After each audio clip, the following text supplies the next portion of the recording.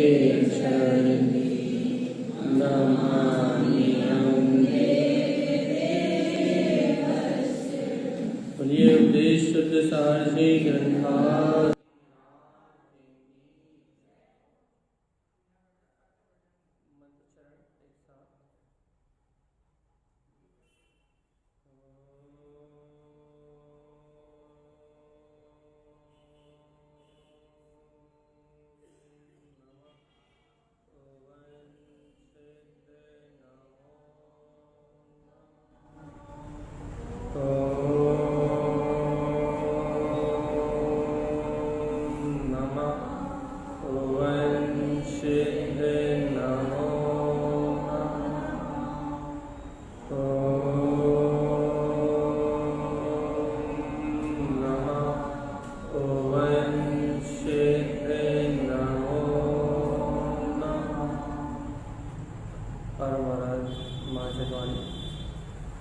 सद्गुरुवर तारण स्वामी और सर्वज्ञ जनक परमात्मा की अमृत ज्ञान रसना यह श्री उपदेश सत्य सार ग्रंथांशी, जहाँ अपन वर्तमान में सम्यक दर्शन के 8 अंगों की चर्चा कर रहा है। ये वास्तव में अष्टांग का पर्व क्या है, क्योंकि बाहर से व्यवहार में तो अपने को दिन याद है भाई। कब से लग रहा है अष्टांग का? कल से। कौन सी तारीख? कल 26 से कब तक रहेंगे? हाँ 3 तारीख। तो व्यवहार में अपने को ये तो मालूम भैया कल से लेके 26 तारीख से लेके 3 तारीख तक अष्टांग का पर्व रहे। तो अष्टांग का पर्व रहेंगे, लेकिन हमारे पास 8 अंग रहेंगे कि नहीं रहेंगे इसका पता है क्या? हाँ, अब ये विचार करना पड़ेगा भैया। कल 3 तारीख से लेके वो कल 28 तारीख से लेके जो 26 तारीख से लेके और 3 तारीख तक अष्टांग का व्रत रहे। तो पहले बता, अष्टांग का नाम का कोई व्रत होता है क्या? अच्छा, अष्टांग का नाम का कोई पर्व है क्या?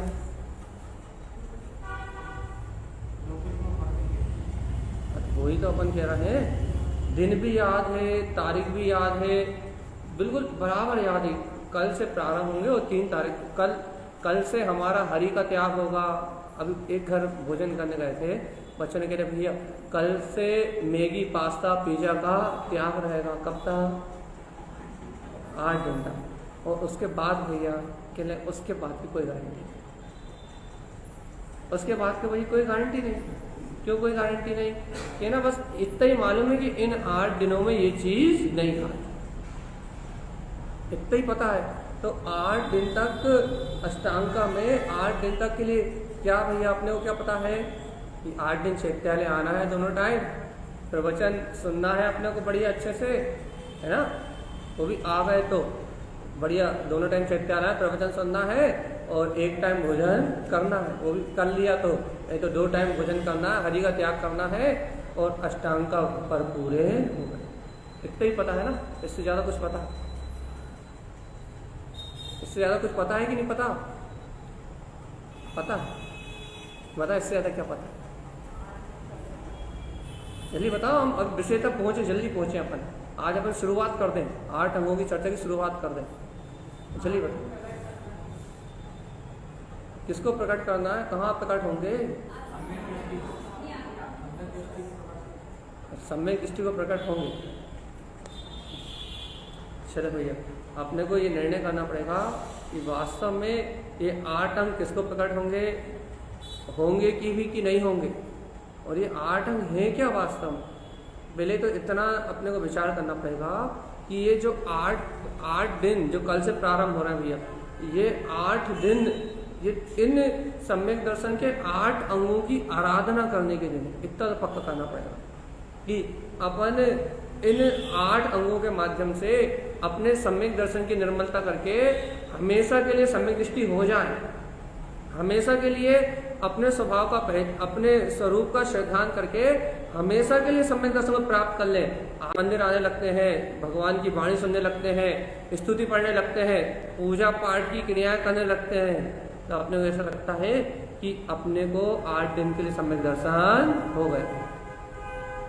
ऐसा लगने लगता है ना, यदि 10 दिन पर्यूषण के आ जाए तो ऐसा लगने लगता है कि 10 दिन के लिए तो हम धर्मात्मा हो गए भैया। और जैसे ही वो 10वां दिन खत्म हुआ उसके बाद क्या होता है भैया? उसके बाद शुद्ध भी नहीं आती कि क्या कर रहा था, 10 दिन में क्या किया था। ऐसे ही एक परंपरा है भैया कि 8 दिन के पर आ गए और 8 दिन जैसे पूरे हुए उसके बाद क्या होता है? उसके बाद शुद्ध भी नहीं आती भैया कि हमने कौन से पर्व की आराधना की थी और क्या किया था। देखो सिर्फ भूमिका है ये, सिर्फ मात्र, और इसलिए है क्योंकि पहले विचार करना पड़ेगा कि अष्टांग का है क्या, 8 अंग है क्या और इन 8 अंगों का पालन क्यों भैया। अपन चलते हैं सीधे गुरु महाराज की गाथाओं के पास। आचार्य तारण स्वामी कह रहे हैं गाथा नंबर 469, आप निकाल सकते हैं, उपदेश सार जी आपके सामने हो तो। यहाँ तारण स्वामी कह रहे हैं दर्शन अंग सा उत्तम।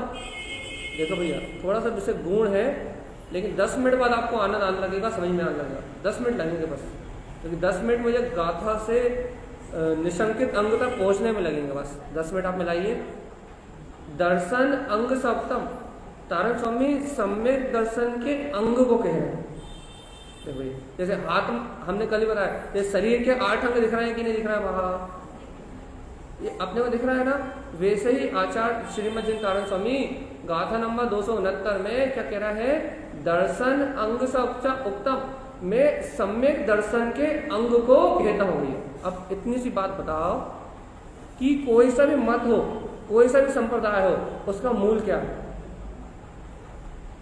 विजन ही ना, दर्शन ही मूल है। कोई भी धर्म हो, कोई भी संप्रदाय हो, कोई भी मत हो, उसका मूल क्या है? विजन, मतलब देखने का तरीका हो, उसके अलावा कुछ तो नहीं। कोई भी धर्म विजन के अलावा कुछ है क्या? एक दृष्टिकोण ही है ना कि आपका देखने का तरीका, आपके देखने के तरीके का नाम धर्म है कि आप कैसा देखते हो। कितनी अच्छी बात है, कितनी लॉजिक की बात है कि हम जगत के पदार्थों को, जगत की वस्तुओं को हम कैसा देखते हैं, इसका नाम धर्म है। ये बात समझ में आई कि नहीं है? बहुत सरल सी बात। हम जगत में जो वस्तुएं हैं, जो पदार्थ है, उन्हें किस रूप में देखते हैं, इसका नाम धर्म है बस। अपन देखो आचार्य कुंद देख की परिभाषा इतने अच्छे से पढ़ लेते हैं, बद्धु स्वभाव धर्म। क्या अर्थ हुआ इसका? मतलब आप वस्तु के स्वभाव में जो उसकी शक्ति है, उसका नाम धर्म है। या फिर ऐसा कहो, यदि आप वस्तु को उसके स्वभाव से देखते हो, उसका नाम धर्म है, उसके अलावा कोई धर्म है। तो यहाँ तारण स्वामी कह रहा है भैया दर्शन अंग सा उत्तम, काय के अंग को कह रहा है? सम्यक दर्शन के अंग को। अब अपने को पहले ये बताओ कि सम्यक दर्शन इतना महत्वपूर्ण क्यों? हाँ मोक्ष की गारंटी देता है। हाँ मोक्ष की गारंटी देता। और विजन ही क्यों, और कुछ क्यों नहीं?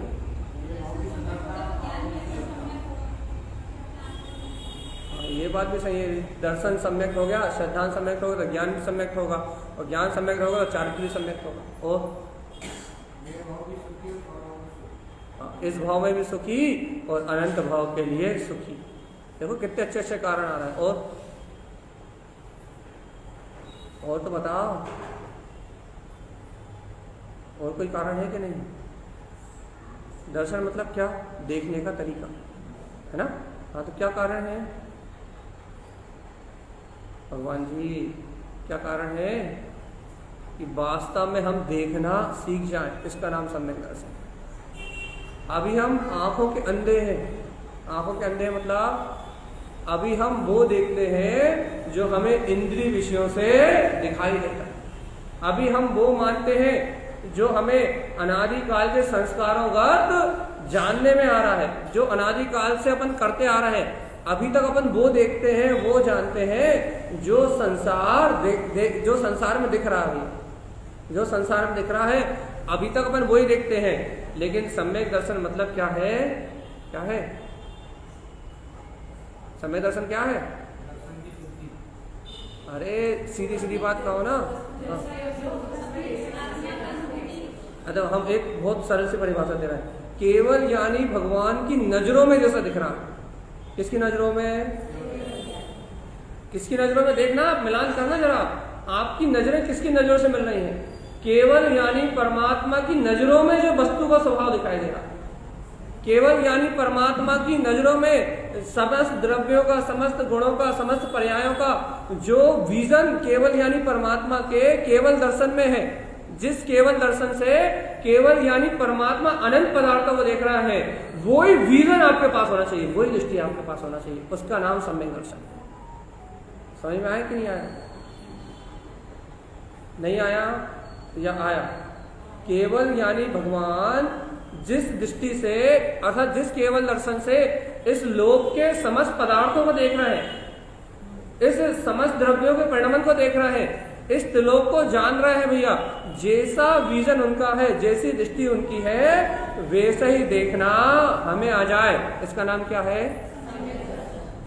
सम्यक दर्शन। कोई बड़ी चीज नहीं है। ये जो धर्म है ये किसी व्यक्ति के द्वारा नहीं चलाया गया भैया, केवल यानी भगवान के द्वारा चलाया गया। और केवल यानी भगवान कोई एक व्यक्ति नहीं है, कोई एक पर्टिकुलर व्यक्ति नहीं है। तो कौन है भैया? जिस भी आत्मा ने अपनी परिपूर्णता को प्राप्त कर लिया है, जिस भी जीव ने अपनी अरिहंत अवस्था को उपलब्ध कर लिया है, वो केवल यानी परमात्मा है भैया। यहाँ केवल यानी परमात्मा ना महावीर है, ना आदिनाथ है, और जो आने वाले राजा शरणिक होंगे ना वो है, और ना जो अनंत हो चुके वो है। भाई कौन है यहाँ केवल यानी परमात्मा? जिसने अपनी सामर्थ्य को प्रकट कर लिया वो है। यहाँ किसी पर्टिकुलर व्यक्ति की आराधना नहीं है। अच्छा बताओ, नमो अरिहंताणम, किसकी आराधना कर रहे हो? किसी एक नाम को बताओ। हाँ, अभी तक जिन्होंने भी अरिहंत दशा को प्राप्त किया है, उन समस्त अरिहंत परमात्माओं को, इस लोक में विद्यमान उन समस्त अरिहंत परमात्माओं को मैं नमस्कार करता हूं। ना यहाँ महावीर भगवान की बात है, ना आदिनाथ भगवान की बात। यहाँ किसी की पर्सनल बात नहीं है। यहाँ बात किसकी भैया? जिन्होंने भी अपनी पूर्णता को प्रकट कर लिया है, जिन्होंने भी अरिहंत अवस्था को प्रकट कर लिया है, जो भी केवल दर्शन से इस वस्तु के स्वभाव को देख रहे हैं, जिनके ज्ञान में लोकालोक झलक रहा है भैया, उनका जैसा दृष्टिकोण है, अर्थात उन्होंने जैसा वस्तु को देखा है, जैसा वस्तु का स्वभाव है, वैसा ही मेरी नजरों में आ जाए, या फिर वैसा ही मेरी स्वीकारता में आ जाए, इसका नाम है जैन धर्म। जैन धर्म ना कोई क्रिया है, ना कोई बाहर की व्यवस्था है, ना कोई समाज की व्यवस्था है भैया। जैन धर्म मतलब जिनेंद्र परमात्मा सम अपने कुल को, अर्थात जिनेंद्र परमात्मा सम अपने वैभव को प्रकट करने वाला जैनी। जिनेंद्र जैसी शक्ति जो प्रकट कर ले वो जैनी। और भैया सुनो, इतनी सी बात है क्या कि जिनेंद्र परमात्मा बनने के लिए मोक्ष मार्ग में सिर्फ बीजन चलता है, दृष्टि चलती है। अपन कहते हैं ना भैया, मोक्ष मार्ग में क्रियाएं नहीं चलती। आपने कितनी क्रियाएं करी, इसकी मोक्ष मार्ग में कोई गिनती नहीं है। मोक्ष मार्ग में गिनती है कि आपकी दृष्टि कहाँ है भाई, आपका विजन क्या है, आप किस नजरिए से देखते हो, आपका देखने का सलीका क्या है। आपके देखने के, आपके नजरिए पे, आपकी दृष्टि में मोक्ष मार्ग चलता है। बाहर की किसी क्रिया में मोक्ष मार्ग आधारित नहीं है भैया। बाहर का परिणमन एकदम अलग है और मोक्ष मार्ग एकदम अलग है। मानो इससे क्या कितनी पराधीनता टूटती है भैया। हम दुकान चला रहे हैं, हम घर में रोटी बना रहे हैं, हम भैया ये दुनियादारी के काम कर रहे हैं, हम समाज में उलझे हुए हैं, हमें ये सब करना है, ये सब करना है। ये सारी पराधीनताएं छूटती हैं भैया कि आप घर में रह के भी अपनी दृष्टि बदल सकते हो, समाज में रह के भी अपनी दृष्टि बदल सकते हो, और दुकान में रह के भी अपनी दृष्टि बदल सकते हो। यहाँ दृष्टि के बदलने का नाम मोक्ष मार्ग है, यहाँ क्रियाओं के बदलने का नाम मोक्ष मार्ग नहीं है। इसलिए सारी पराधीनता खत्म होती है भैया। देखो ये जीव एक जगह स्वाधीन है, ध्यान रखना, यही जीव ना खाने में स्वाधीन है, ना पीने में स्वाधीन है, ना मंदिर आने में स्वाधीन है, ना जाप करने में स्वाधीन है, ना पाठ करने में स्वाधीन है, ना उपवास करने में स्वाधीन है। ये जीव ना दुकान जाने में स्वाधीन है, ना भोजन बनाने में स्वाधीन है। ये जीव सिर्फ एक जगह स्वाधीन है, वो है अपने आत्मा का अनुभव। इसके अलावा सब जगह पराधीन है। आप घर में अपनी स्वाधीनता ढूंढो, परिवार में अपनी स्वाधीनता ढूंढो, आप दुकान चलाने में स्वाधीनता ढूंढो। हम अपनी मर्जी का करेंगे, अपनी मर्जी से सोएंगे, अपनी मर्जी से उठेंगे। आप कितनी बाहर में स्वाधीनता ढूंढो, कुछ होने वाला नहीं है। आपको मान लो नींद, आपको सोने का मन हो रहा है, नींद आ जाएगी, ऐसी कोई व्यवस्था है क्या? मान लो आप सोने के लिए गए और लाइट गोल हो गई, एसी बंद हो गई, तो क्या होगा? चलिए बताओ। यदि आप सोने गए, आपको सोने का मन है और लाइट गोल हो गई, एसी बंद हो गई, तो क्या होगा? नींद आएगी क्या? तो मतलब नींद का आना भी अपनी कर्मजन अवस्था है। उसकी अवस्था का उदय आएगा तभी वो कर्म का उदय आएगा, और उसकी अवस्था का परिणमन होना नहीं होगा तो आप कितना ही प्रयास कर लो, नींद आने वाली नहीं। अच्छा, बहुत बड़ी एसी भी चला लो, बढ़िया कमरा बंद कर सो भी जाओ, और ये कोई विकल्प आ जाए तो, कोई चिंता आ जाए तो, हाँ, तो भी नींद नहीं आएगी। तो ये इसका मतलब क्या है? हमने एक उदाहरण दिया कि सोना हो, जागना हो, उठना हो, बैठना हो, खाना हो, पीना हो, चलना हो, आपको जीवन में जो कुछ भी करना हो वो सब कर्माधीन है, सब कर्माधीन है। लेकिन इस सृष्टि में इस जीव के लिए एक ही स्वाधीनता है कि जब चाहे तब भगवान की वाणी को स्वीकार करके, जिस समय चाहे उस समय अपने आत्मा को स्वीकार करे। आत्मा जानने देखने वाला है, आत्मा अनुभव करने वाला है। जिस समय चाहे अपने स्वभाव का भेदन करे, जिस समय चाहे जाने देखे, जिस समय चाहे भैया अपने गुणों में परिणमन करे। अपने लिए करने के लिए सब समय स्वाधीन है भैया। कहाँ स्वाधीन है अपन? अपने अनुभव करने के लिए, अपने लिए अपन सब जगह स्वाधीन है भैया, और पर की क्रिया करने के लिए अपन सब जगह पराधीन। वहां पुद्गल का आश्रय चाहिए, वहां पर का आश्रय चाहिए। इसलिए यहां कह रहा है भैया, मोक्ष मार्ग में क्रियाओं की गिनती, ध्यान रखना अच्छे से इस बात को, मोक्ष मार्ग में क्रियाओं की गिनती नहीं है। मोक्ष मार्ग में यदि किसी चीज का महत्व है वो आपके श्रद्धान का महत्व है भाई। इसलिए कहते हैं आप अपने पूरी धन दौलत किसी को दे दो, लेकिन श्रद्धा हर किसी को मत दे देना। यदि श्रद्धा यदि आपने मिथ्या देव अदेव कुदेव में यदि यहाँ वहां दे दी तो नर्क निरोध का मार्ग अपने आप ही खुल जाएगा। अपना तन दे दो, मन दे दो, धन दे दो, सब कुछ दे दो, लेकिन अपनी आस्था मत देना होगा। आप अपनी पूरी धन दौलत बेच दो, आप अपना पूरा वैभव किसी को दान दे दो भैया, कोई नुकसान नहीं है, लेकिन अपनी आस्था मत देना भगवान। क्यों? क्योंकि यदि आपने आस्था दे दी तो फिर आप किसी काम के नहीं बचे। अच्छा बताओ, आपका पूरा धन लुट जाए तो आपका नुकसान है? आपका पूरा धन दौलत लुट जाए तो आपका नुकसान है, या आप किसी मिथ्या देव अदेव को नमस्कार कर लो तो आपका नुकसान? हाँ,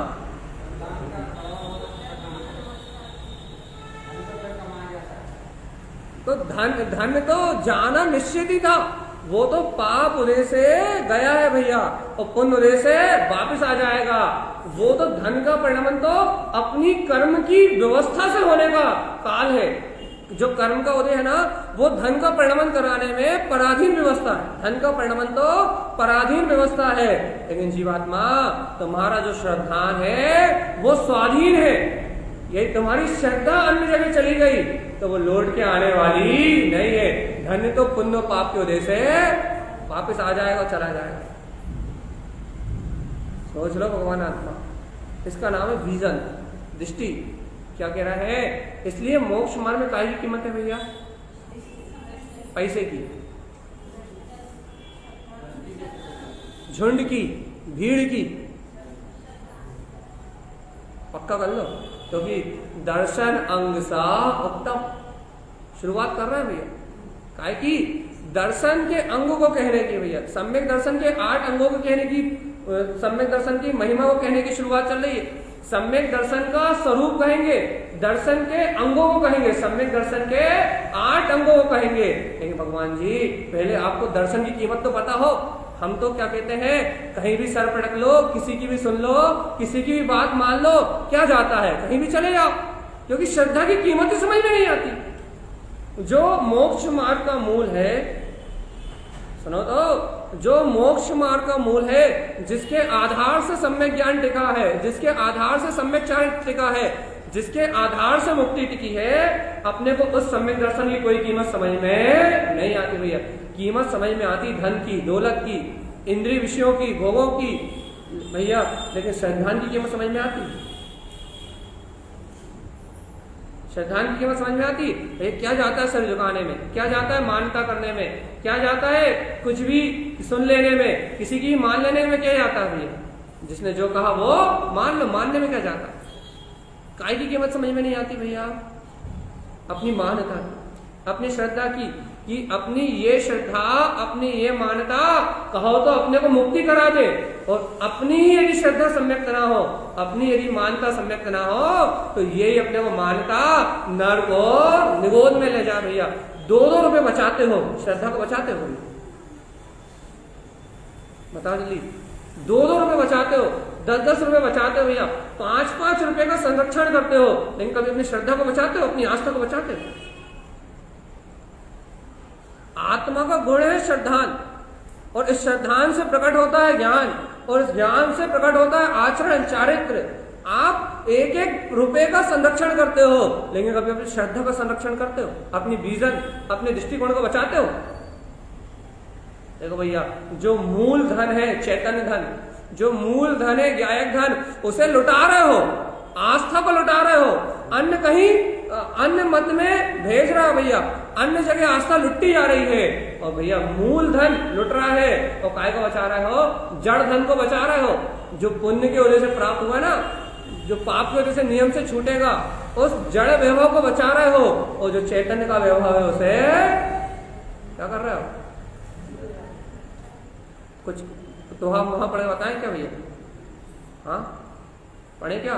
कर्म चोर आवत रुके, या कर्म चोर कहाँ, क्या है वो? मोहे नींद के जोर जगवासी, और कर्म चहु सौ सर्वस लूटे। हाँ तो क्या कहना चाह रहा है? जो मूल धन है श्रद्धान का, जो मूल धन है आत्मज्ञान का भैया, उस धन को लुटा रहे हो, और जिस धन की कोई कीमत नहीं है, जिस धन को भैया अभी वर्तमान में पुण्य कर्म की वजह से मिला है, उसकी पाई बचा रहे हो, पाई। और किस लिए बचा रहे हो? विषय भोगों के लिए, कि भाई थोड़ा जोड़ लें और शाम को होटल में जाके खर्च कर दो। अच्छा बताओ, सुबह गधों की तरह काम करें, काय के लिए? शाम को होटल में भोजन करने, मतलब इंद्रिय विषयों के संरक्षण के लिए वो पाई जोड़ रहे हो। इंद्रिय विषयों के संरक्षण के लिए वो चवन्नी इकट्ठी कर रहे हो। चवन्नी का मतलब आजकल चवन्नी की कीमत नहीं, चवन्नी मतलब 100 रुपए मानो, चवन्नी मतलब 100 का नोट, वहां 100 200 रुपए जोड़ रहे हो। और यहाँ भैया अनंत चैतन्य महासंपदा, अपना ज्ञायक धन, अपनी चैतन्य आत्मा अपने अंतर में है, इसको कितना रक्षा कर रहा है ये बताओ? इसको, इसकी कितनी सुरक्षा, इस ज्ञायक परमात्मा के, इस वीतराग तत्व के श्रद्धान की कितनी महिमा है, कितना अपना विजन शुद्ध है। विजन चाहिए, विजन, नजर, आपकी नजर कितनी शुद्ध है, आपकी नजरें कितनी शुद्ध है? और बाहर में कहते ना भैया आपकी नजरें कितनी शुद्ध है, मतलब भैया पराई स्त्री को माँ बहन की तरह देखते कि नहीं देखते? भाई दूसरों की संपत्ति देख के, दूसरों की धन दौलत देख के ईर्ष्या तो नहीं करते? भाई क्यों पूछते भैया ऐसा, कि आपके मन कितना शुद्ध है, आपकी दृष्टि कितनी शुद्ध है? क्यों? दूसरे की संपदा देख के यदि आपको भैया ये ईर्ष्या का भाव आता है कि इसके पास है हमारे पास क्यों नहीं, तो भैया क्या कहेंगे, क्या कहोगे आप उसे? पहले बता क्या कहोगे? बगल वाले की गाड़ी देख के यदि अपने को नींद ना आए तो क्या कहेंगे अपने से? जल्दी बताओ क्या कहोगे? ईर्ष्या कहोगे ना, कि भैया सामने वाले के पुण्य के वजह से आया है और नींद हमारी छिन गई हुई है। कि उसके पास कहां से आ रहा है और हमारे पास क्यों नहीं आ रहा, हम क्यों नहीं कर पा रहे और इसके पास क्यों बढ़ता जा रहा है। तो भैया बड़ा उसका और नींद खराब हुई हमारी। ऐसा क्यों हो रहा है, जल्दी तो बताओ। हाँ, वीरन शुद्ध नहीं है। क्या वीरन शुद्ध नहीं है? श्रद्धान शुद्ध नहीं है।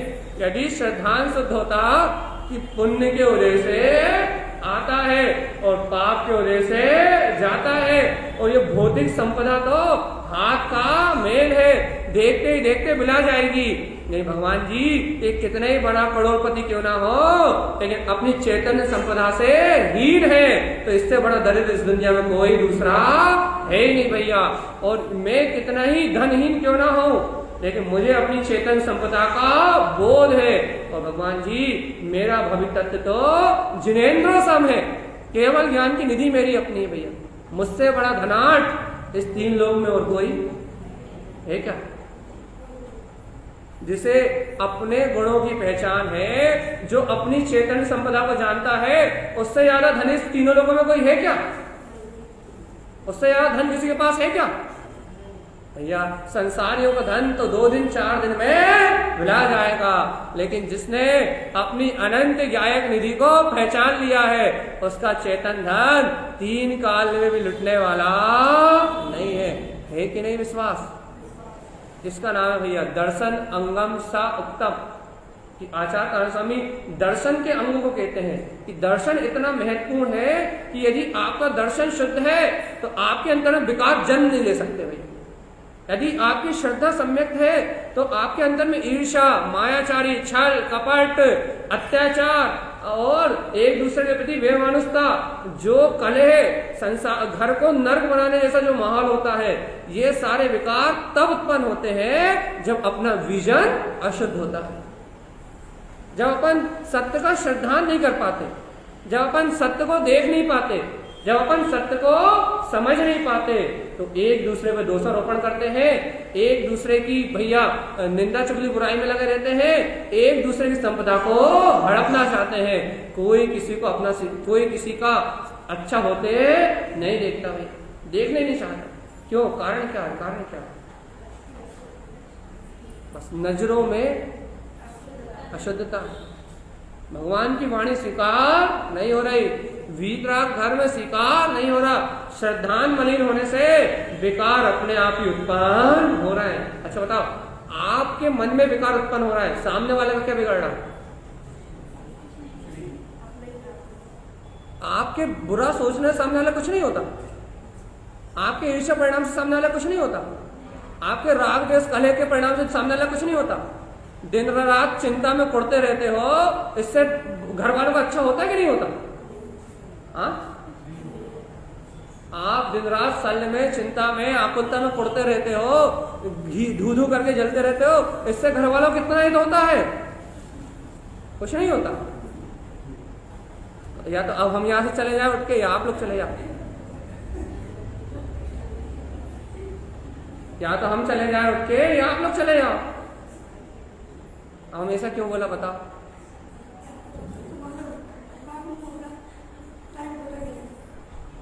भाई सब तो तुम्हें पहले ही मालूम है, इससे हमारा कुछ हित होने वाला है नहीं, ये तो तुम्हें पहले ही मालूम है, इससे सामने वाला को कुछ बिगड़ने वाला नहीं है और मेरे परिवार को कुछ हित होने वाला नहीं है, बल्कि और अशुभ कर्मों का आश्रय होके मैं नरक और निगोर जाने वाला हूं।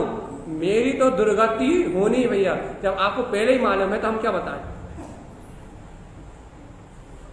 जब आपको पहले ही मालूम है कि होने वाला क्या है तो हम आपको क्या बताएं? आपको पहले ही मालूम है, अब हम क्या सुना दें आपको? अब बताओ, जबकि पता है कि ऐसा होगा ही, उसके बाद भी चिंताएं कौन कौन नहीं करता? हाथ तो उठाना यार, एक हाथ क्या है कोई? किसके मन में छल के भाव नहीं आते? किसके मन में कपट के भाव नहीं आते? किसके मन में मायाचारी के परिणाम नहीं आते? और आते तो है सबके मन में, लेकिन कौन उन परिणामों में दिन रात रत रहता, उनका सहकार करता है, तत्व का चिंतन भी नहीं कर पाता। और उनसे भिन्न होने का उपाय भी नहीं करता। उन परिणामों को उपादेय मान के दिन रात हाय हाय हाय हाय कलह में लगा रहता है। भेद ज्ञान का अंकुरण भी किसके अंदर नहीं होता भगवान जी। वो कौन है?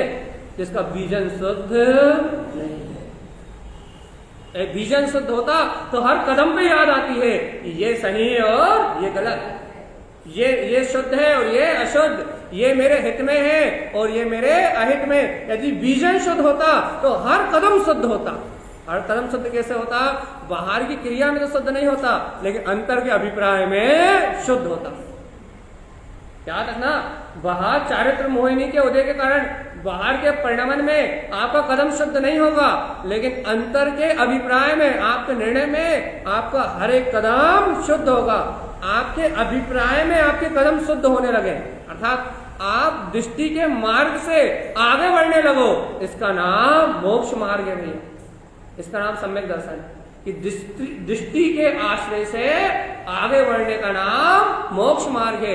अभी भैया बाहर में चारित्र मोहिनी कर्म का उदय होने के कारण से चारित्र के माध्यम से आगे नहीं बढ़ पाओगे, लेकिन दृष्टि के माध्यम से आगे बढ़ जाओ, इसका नाम सम्यक दर्शन। अब चाहिए कि नहीं चाहिए बता, तो मांगने से मिल जाएगा क्या?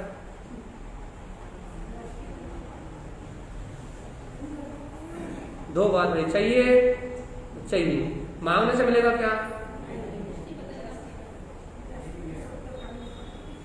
चाहिए भी मांगने से मिलेगा भी नहीं। एक रास्ता बचा भैया, पुरुषार्थ करने से मिलेगा। अपनी दृष्टि बदलने से काम होगा। यहाँ दृष्टि बदलेगी और वहां अनुभव प्रकट हो जाएगा। और इसी बात को तारण स्वामी कह रहे हैं, दर्शन अंग सा उत्तम। मैं सम्यक दर्शन के अंग को कहता हूँ। क्या कह रहे हैं गुरुदेव? पहले सुनो, दर्शन अंग सा उत्तम सम्यक दर्शनम शुद्ध स्वभावम। भैया सम्यक दर्शन क्या है? अपने शुद्ध स्वभाव का, जो अपना, याद रखना दूसरे का नहीं, जो अपना शुद्ध स्वभाव है उस शुद्ध स्वभाव के दर्शन का नाम सम्यक दर्शन है। शुद्ध स्वभाव को देखने का नाम सम्यक दर्शन है। तारण स्वामी सम्यक दर्शन का शुद्ध स्वभाव कहते हैं क्या? अनंत दर्शनम दृष्टि। देखो भैया, अनंत दर्शनम दृष्टि इसे दो प्रकार से बताते हैं वहां, दो प्रकार से। जैसे कि आपने आंख खोली, कितने व्यक्ति दिखे आपको? यहाँ कितने लोग बैठे हैं? जैसे आपने आंख खोली तो कितनी सारी चीज दिख रही है कि सामने शास्त्र भी रखे हैं, इतने सारे लोग भी बैठे हैं, महिलाएं बैठी हैं, चटाई भी बिछी है। चटाई का कलर क्या है? मार्बल का कलर क्या है? दीवार का कलर क्या है? पंखा चल रहा है कि नहीं चल रहा? आंखें खोली, कितने सारे पदार्थ दिखे?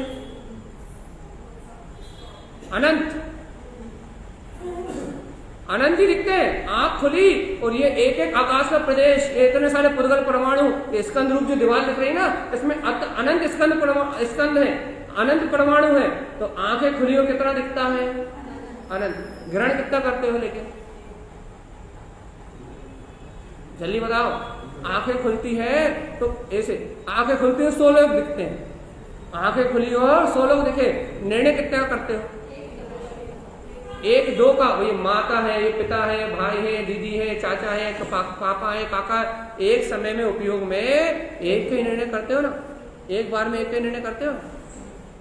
तो समझाया क्या हमने कि आंखें खुलते से दिखता तो अनंत है, लेकिन पकड़ में उतना आता है जितना राग देश होता है।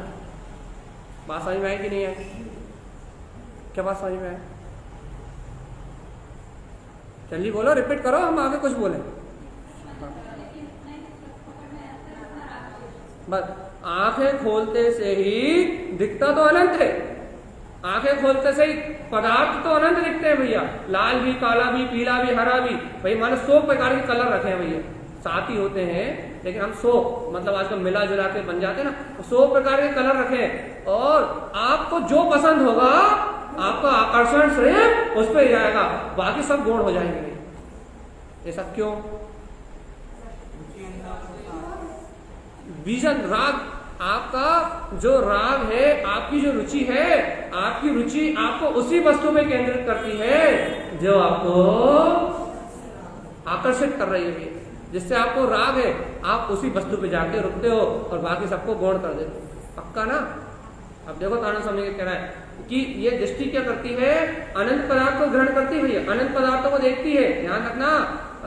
लेकिन सावधान, क्या कह रहा है, शुद्ध स्वभावेन ममल डिट्ठियो।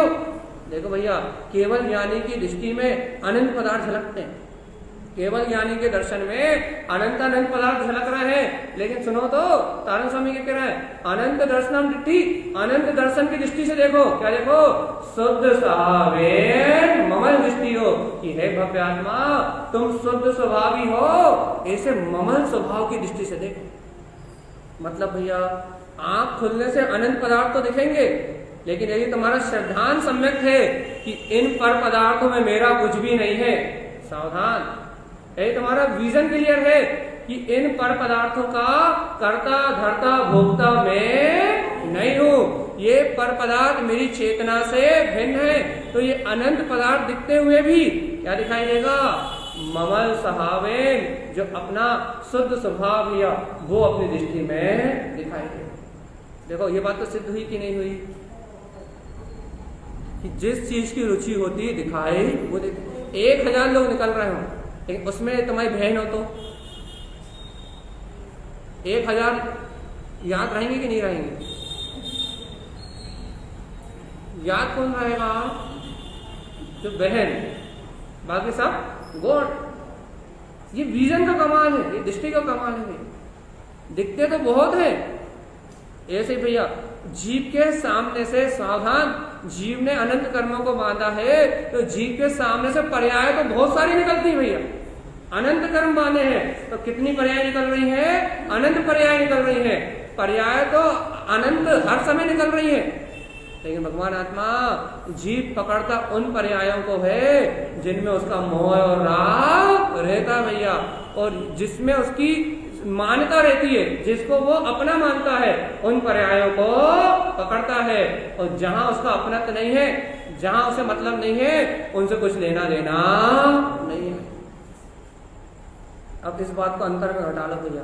यदि तुम्हें भगवान की वाणी स्वीकार हो जाए, क्या स्वीकार हो जाए? ये जीवात्मा, यदि अपने को ये भगवान की वाणी स्वीकार हो जाए कि इन शरीर आदि संयोगों से मैं भिन्न जायक तत्व भगवान आत्मा हूं, तो इन संसार के पदार्थों के बीच में इन्हें देखते हुए भी ये दिखाई नहीं देंगे। इनमें दिखाई क्या देगा?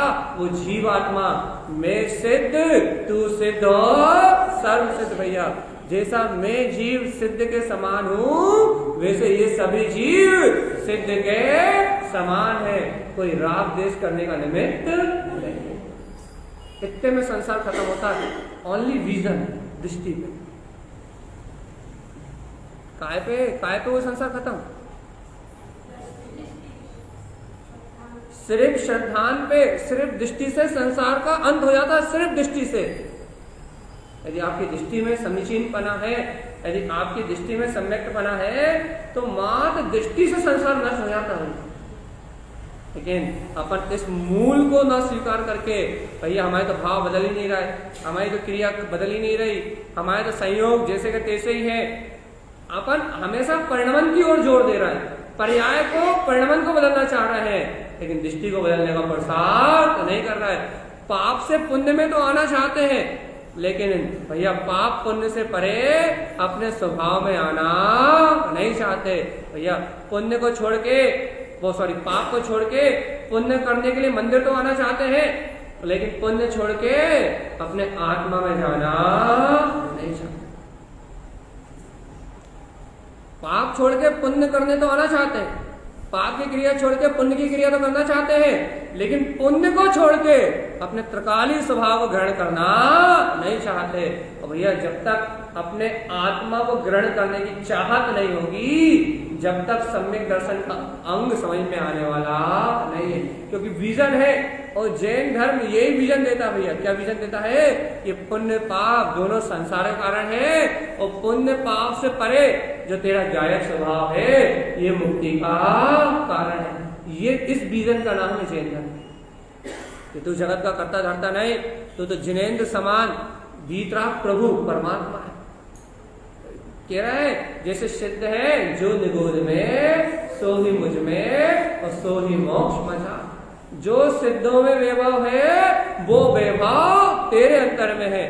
ओनली काय का कमाल है ये। और भैया यदि यही दृष्टि, यदि आप भैया क्या बोलते हैं कृष्ण जी के मंदिर में चले जाओ, दुर्गा जी के मंदिर में चले जाओ, तो भाई भगवान देते हैं, देवी देवता करते हैं, ये दृष्टि मलिन, खत्म, ये दृष्टि खत्म। इतना ही अंतर है जैन धर्म में और अन्य मत में भैया, क्या कि महा परमात्मा सबको देता है और परमात्मा सबसे लेता है, वो ही छीनता है और वो ही देता है। और रीजन जैन धर्म का इतना ही अतिशय है कि यहाँ ना कोई कुछ लेता है और ना यहाँ कोई कुछ लेता है। 6 के 6 द्रव अपने में स्वतंत्र और स्वाधीन परिणमित हो रहे हैं। यदि ऐसा सत्य स्वीकार हो जाए, इसका नाम है जैन धर्म कह लो, सम्यक दर्शन कह लो, विजन कह लो, आपको जो कहना वो कह लो, इसका नाम ही मुक्ति मार्ग है। अब सम्यक दर्शन नाम दे दो, स्वानुभव नाम दे दो, सम्यक श्रद्धा नाम दे दो, वस्तु स्वभाव की स्वीकारता कह दो, तत्व का निर्णय कह दो, भेद ज्ञान कह दो, स्वभाव स्वभाव स्वभाव व्यवसायी और नाम भरे बेरोका। तुम सम्यक दर्शन कह दो, सम्यक ज्ञान कह दो, सम्यक चारित्र कह दो, जो कहना है वो कह दो, लेकिन बात इतनी सी है बस। समझ में आई कि नहीं आई भगवान जी? इतनी बड़ी कहानी सुनाई हमने सिर्फ दर्शन को समझाने के लिए कि दर्शन क्या है। कहानी अच्छी लगी कि नहीं लगी? नींद तो नहीं आई? हम एक था राजा, एक थी रानी, दोनों मर गए, ये कहानी में अच्छी नहीं लगती थी। वो एक राजा जी थे और वो गए और वो राजा जी मर गए और कहानी ही खत्म। बच्चों बजाओ ताली। जिप प्रवचन नहीं होते भैया कि बच्चों को बजाओ ताली, तो जिप मतलब नहीं। अब आपको जो कहानी सुनाई वो अच्छी लगी कि नहीं लगी ये बताओ, अब बजाओ ताली। ताली का मतलब ताली ठोकने से नहीं है।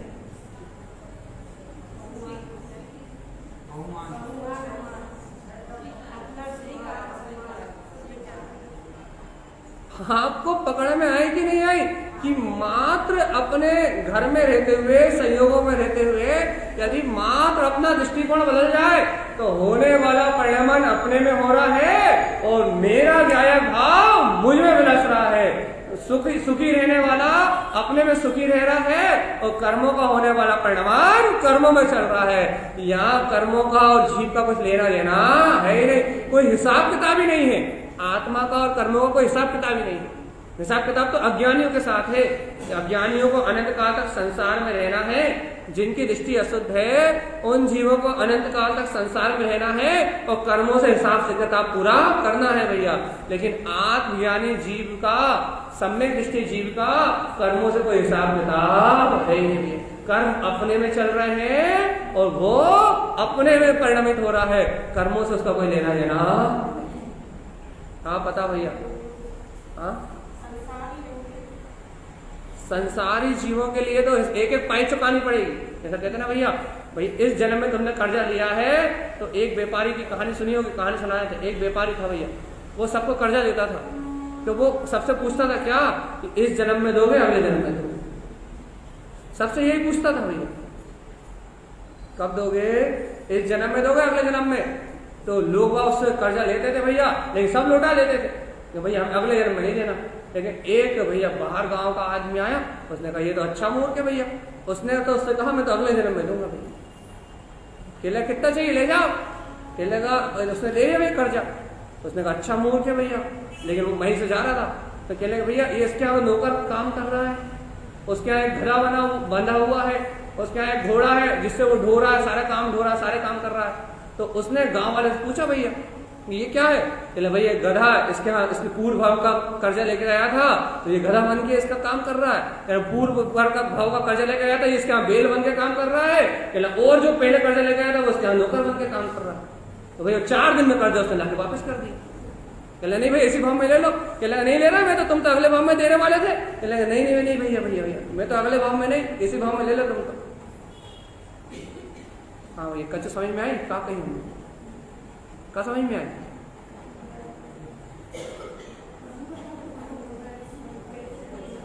क्या समझ में आई? हाँ, यदि आपको सीधी सीधी बात समझ में आई कि नहीं आई कि इस भाव में चुकाओगे अगले भाव में?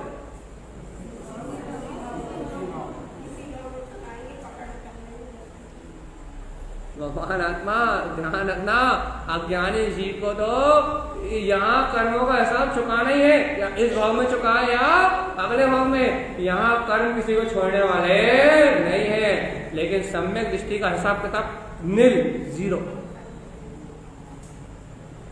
इसलिए कहते हैं कि विजन, सम्यक दर्शन, सत्य का बोध, आत्महित की बात, अपने कल्याण का विषय, यदि ये बात समझ में आ जाए तो हिसाब किताब जीरो है।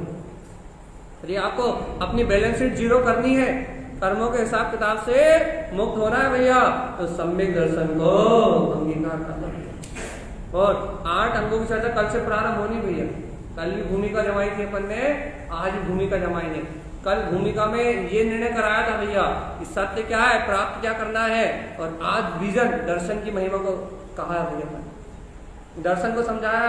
कल कहा था आत्मा ही शुद्ध आत्मा है, परमात्मा है, वही विमल है, वही निर्मल है, और वही देवों का देव है।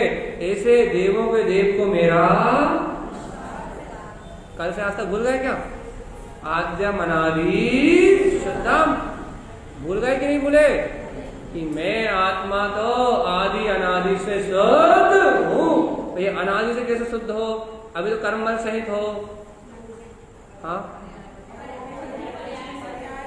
हम तो सिद्ध कर रहे हैं भैया, हम तो ये सिद्ध कर रहे हैं कि जिस समय सम्यक दर्शन होता है उस समय काय का अनुभव होता है, शुद्ध आत्मा का अनुभव होता है, कर्म सहित आत्मा का अनुभव होता है। अब जब तुम अशुद्ध हो तो शुद्ध का अनुभव कहां से हो रहा है? बस सीधा जवाब है, किसी से बहस करने की जरूरत नहीं। 2 प्रश्न करो आप। सम्यक दर्शन में कौन सी आत्मा का अनुभव होता है, शुद्ध का या अशुद्ध का? यदि सम्यक दर्शन होने काल में शुद्ध आत्मा का अनुभव होता है, तो जितनी कर्म प्रवृत्ति शेष बची उसके रहते हुए शुद्ध आत्मा का अनुभव कैसे हो गया? कर्म की प्रवृत्तियां थी तो शुद्ध का अनुभव कैसे हो गया? इसका मतलब यह है कर्म प्रवृत्तियां बिल्कुल अलग है और शुद्ध आत्मा बिल्कुल अलग है, एकदम ही अलग है, कोई संबंध ही नहीं है। गजब की बात है। कर्म प्रवृत्तियां एकदम ही अलग है और वो शुद्ध स्वभाव एकदम ही अलग है, बिल्कुल ही अलग अलग है। तभी तो इतने सारे कर्म होने के बाद भी इस संयोगी दशा में भी उस शुद्धता का अनुभव सिद्धों जैसा वेदन हो जाता है। यही तो अतिशय है, घर में रहते हुए चिदानंद का वेदन, यही तो आनंद है, यही तो मुक्ति का मार्ग है भैया। इस संयोग में रह रहे हैं, ये अनुभव काय का हो रहा है? सिद्ध स्वरूप ज्ञान। जब बाहर पानी गिरने लगा अब तो जाना ही नहीं ना, जाना है कि नहीं जाना? बाहर तेज पानी गिर रहा है, घर जाना है कि नहीं जाना? हाँ, अच्छा, जब तक बंद हो जाएगा मतलब जाना है।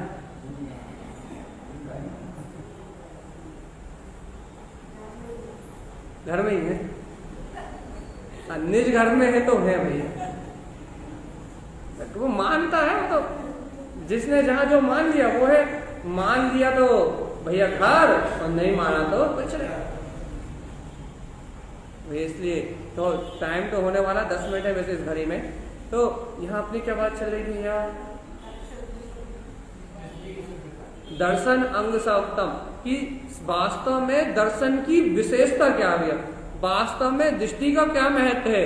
ये देखो तो अपन देखो बहुत सड़ी सड़ी सी बात, सड़ी सड़ी सी वस्तुओं को अपन मूल देते हैं, एक उसका आकलन करते हैं सड़ी सड़ी वस्तुओं का, लेकिन अपनी श्रद्धा का आकलन नहीं करते कि भगवान जी यदि इस देह देवालय में बैठे हुए मैंने अपने निस्त्रोकीनाथ अपने गायक परमात्मा को अपना देव मान लिया, तो भगवान जी ये मानता, ये महत्व, ये श्रद्धा ही आपको संसार के जन्म मरण से छुड़ा देगा भैया।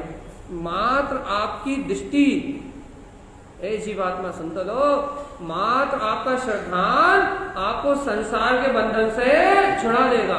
और भगवान आत्मा, यदि आपने इस देह वाले बैठे हुए इस आत्मा को, इसे देव नहीं माना और दुनिया भर में देव को ढूंढता रहे, मंदिरों में, तीर्थों में, मस्जिदों में, गुरुद्वारों में, चैत्यालयों में क्षेत्र क्षेत्र भटकते रहे तीर्थों में, और अपने निज घट में अपने देव को महत्व नहीं दिया, इसको अपनी श्रद्धा में स्वीकार नहीं किया, तो कभी सम्यक दर्शन होने वाला नहीं है। और ये आत्मा पर पर्याय को महत्व देने के कारण से दुर्गति में चली जाएगी।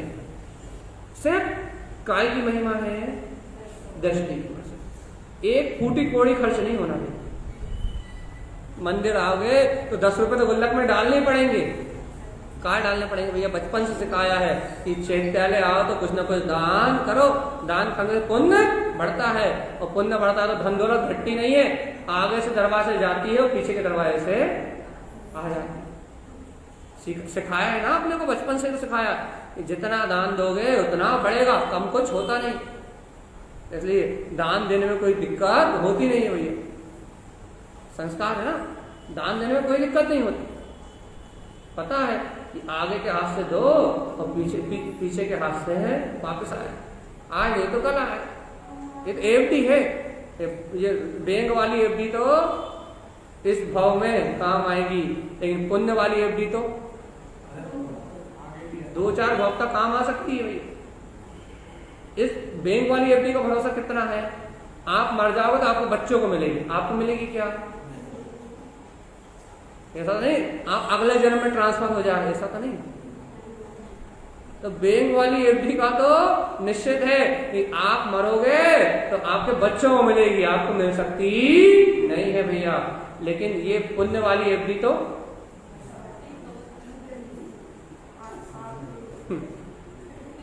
पुण्य की हो चाहे पाप की हो, ये तो अपने को इस भाव में नहीं तो अगले भाव में, और अगले में नहीं तो अगले भाव में। ये एफडी तो अपनी सुरक्षित है, ये कहीं जाने वाली। पुण्य करने में कोई दिक्कत नहीं होती। भगवान जी, ए भव्य आत्मा, मैं आत्मा हूँ, शुद्ध आत्मा हूँ, परमात्मा हूँ, ये सिर्फ रटने के लिए है क्या?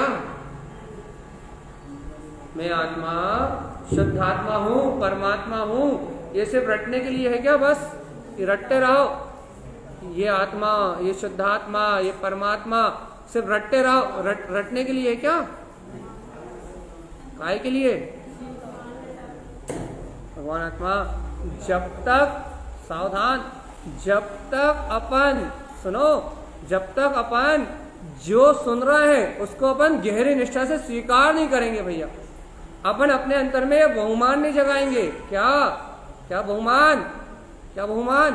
कि मैं ही परिपूर्ण परमात्मा हूँ। जब तक ये बहुमान नहीं जगाएंगे, जब तक अपना मुक्ति का मार्ग नहीं बनेगा। देखो, आपको ऐसा लगा होगा भैया कि सुबह की चर्चा तो बहुत सरल थी और शाम की चर्चा तो कठिन हो गई कि नहीं हो गई? चलिए बता भैया। हाँ, सुबह की चर्चा तो बहुत सरल थी कि नहीं थी, और शाम की कठिन हुई कि नहीं हुई? हाँ या ना, हाँ या ना, कुछ तो बोलो भैया। नहीं हुई? अरे इधर से नहीं पूछ रहा, इधर से बता भैया, सरल हुई कि कठिन हुई? समझे तो सरल, नहीं तो भूख खड़ा है। समझ में आ गया, देखो भैया, कोशिश तो हमने बहुत सरल करने की करी है, बिल्कुल भी हमने गाथा को छुआ भी नहीं, मतलब सिर्फ पढ़ी भरे, बस उसकी गहराई को छुआ भी नहीं हमने। सिर्फ इतनी सी बात समझाई है कि मात्र अपने श्रद्धान के बल पर सिद्ध हो सकते हैं, इससे सरल कोई मोक्ष का मार्ग नहीं है भैया। भैया देखो, लाइट भी गोल हो गई है और पानी भी गिर रहा है भैया। हाँ, घर जाना है कि नहीं जाना? अच्छा, पानी गिर रहा, कहाँ जाएंगे? तो भैया ठीक है, पर आप बैठे हो तो हम चर्चा कर रहे हैं, कर ले। देखो आपको देखो अच्छा एक बताओ, यदि अपन यहाँ सुनो अच्छे से, यदि अपन यहाँ कोई कहानी सुना है तो मन लगेगा कि नहीं लगेगा? चलो, आपकी छुट्टी का समय आ गया, लाइट आ गई। चलो, आखिरी बात पूछ के छोड़ दे रहा हूँ आपको। बहुत मार्के की बात है, यदि आपको समझ में आ गई तो जीवन बदल जाएगा। आखिरी बात बहुत बोल के बिल्कुल छोड़ दे रहा। यदि अपन यहाँ कोई कहानी किस्सा सुनाए तो मन लगेगा कि नहीं लगेगा?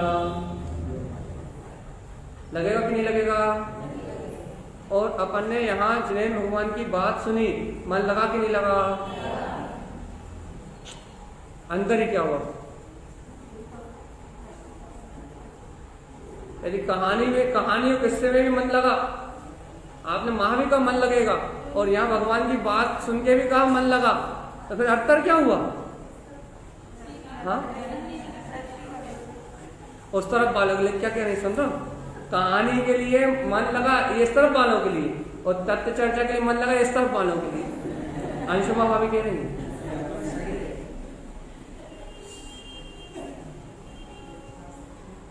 चलिए बताओ। हाँ, क्योंकि हम आखिरी बात आप सब पूछ के छोड़ दे रहा है। बिल्कुल, यदि कहानी में, किस्सों में, विकथाओं में, घर की चर्चा में, यदि इन सब में मन लगता है, और यदि ऐसा कह रहे हो आप, ये बात बहुत कठिन थी, मन ही नहीं लगा, समझ में नहीं आया, तो भगवान जी मोक्ष मार्ग कल्पना में भी भूल जाओ, अपनी कल्पना में भी भूल जाओ। तो इससे सरल हो ही नहीं सकती चर्चा। अपनी कल्पना में मोक्ष मार्ग भूल जाओ। अपने को सिर्फ हंसी ठिठोली करने में मजे आते हैं, और हंसी ठिठोली को अपन प्रवचन मानते हैं। और यदि वास्तव में यदि आप यहाँ बैठे 1 घंटे, यदि आप यहाँ बैठे, आपकी एकाग्रता बन रही है, आपका चित्त एकाग्र हो रहा भैया, तो भगवान आत्मा यहीं से मोक्ष मार्ग की शुरुआत है। क्योंकि आचार्य भगवंतों ने कहा है, यदि आपका उपयोग यदि भगवान की वाणी सुनने में लग रहा है, यहाँ एकाग्रता बन रही है, तो इस एकाग्रता का नाम ही धर्म ध्यान है, और धर्म ध्यान ही नियम से मुक्ति का कारण है। आखिरी बात कह रहा है भैया, श्रोता मतलब जो भगवान की वाणी को श्रवण करना जानता है, वो श्रोता, वो मोक्ष मार्ग में आगे बढ़ता है भैया। और सरोता जो भगवान की वाणी सुनता तो है, लेकिन अपनी बुद्धि से उसे काट देता है। ऐसा नहीं ऐसा भी कर लो, ऐसा नहीं ऐसा भी कर लो, ये भी सही है और ये भी सही है, जो हम मान रहे हैं वो भी सही है, और जो पंडित जी ने कही वो भी सही है। ऐसा चीज कभी मुक्ति मार्ग को प्राप्त। सरोता बने बने बहुत दिन हो गए भैया, काटने की आदत बहुत खराब है, लेकिन भैया अब श्रोता बनने की बारी है कि नहीं है भैया? आज तक आपसे सारी व्यवहार की बात हो गई है, कल से हम आपसे करेंगे शुद्ध निश्चय की बात। शाम को काय की बात करेंगे भैया? शुद्ध निश्चय। हाँ, कब क्या होना भी चाहिए ना, तो बिल्कुल शुद्ध निश्चय की बात करेंगे, क्योंकि कल से अष्टांग का पर्व प्रारंभ हो जाएंगे, और निशंक अंग की चर्चा प्रारंभ। सबसे पहले निशंकित, आज अपन ने जो भूमिका बनाई है दर्शन की, कल अपन ने जो भूमिका बनाई थी कि आत्मा ही परमात्मा है, शुद्ध आत्मा है, अरिहंत भी जिस देव को नमस्कार कर रहे हैं, ऐसे देह देव वाले बसे देव को मैं नमस्कार करता हूँ। आद्यम अनादि शुद्ध, जो कल की भूमिका बनाई थी और आज की भूमिका बनाई है, इन दोनों भूमिकाओं का अंकुरण करेंगे अपन कल। इस बात में होकर निशंक कि वो गायक परमात्मा मेरे अंदर में है। कल से अपन करेंगे बिल्कुल शुद्ध निखालिस निश्चय की चर्चा। मैं हूं, मेरा ही है, मेरे अंदर में ही है, भाषा में मायाचारी है, लेकिन स्वीकारता में एक है। ठीक है भैया, इस बात को अपन स्वीकार करेंगे। बोलिए आचार्य प्रवर सदगुरु संत दारन का नमः जय नमस्तु।